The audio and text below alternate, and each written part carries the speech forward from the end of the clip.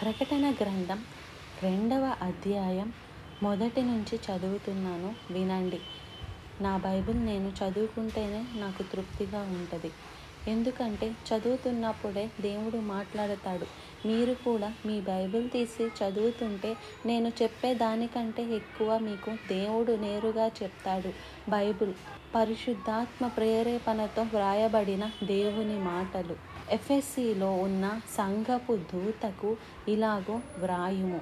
7 నక్షత్రములు తన కుడి చేత పట్టుకొని 7 దీపస్తంభముల మధ్య సంచరించువాడు చెప్పు సంగతులు ఏమనగా, నీ క్రియలను, నీ కష్టమును, నీ సహనమును నేనెరుగుదును.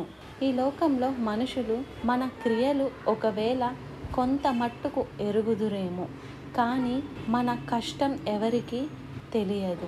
తల్లిదండ్రులు ఇవాళ మీ బిడ్డలను పెంచి పెద్ద చేయటానికి ఎంత కష్టపడ్డారో మీ బిడ్డలకు తెలుసా?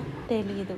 ఊహ తెలిసినప్పటి నుంచి కొంతమందికి తెలియచ్చు, కానీ బిడ్డలకు ఊహ తెలియక ముందు కూడా ఆ పసిబిడ్డలను పెట్టుకొని మీరు ఎన్ని తిప్పలు పడ్డారో, ఎంత ప్రయాసపడ్డారో, ఎలాగ హాస్పిటల్లెమట తిరిగారో, ఎలాగ దేవుని సన్నిధిలో పెట్టి ఆ బిడ్డల కోసం మొరపెట్టారో, ఎలాగ వారి అవసరతలు తీర్చటం కోసం చెమట కార్చారో వారికి తెలియదు.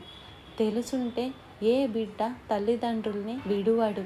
తల్లిదండ్రులు లేని అనాథ ఆశ్రయాల కంటే తల్లిదండ్రులు ఉండి కూడా చేరదీయని పిల్లల వలన వృద్ధాశ్రమాలు ఎక్కువైపోతున్నాయి.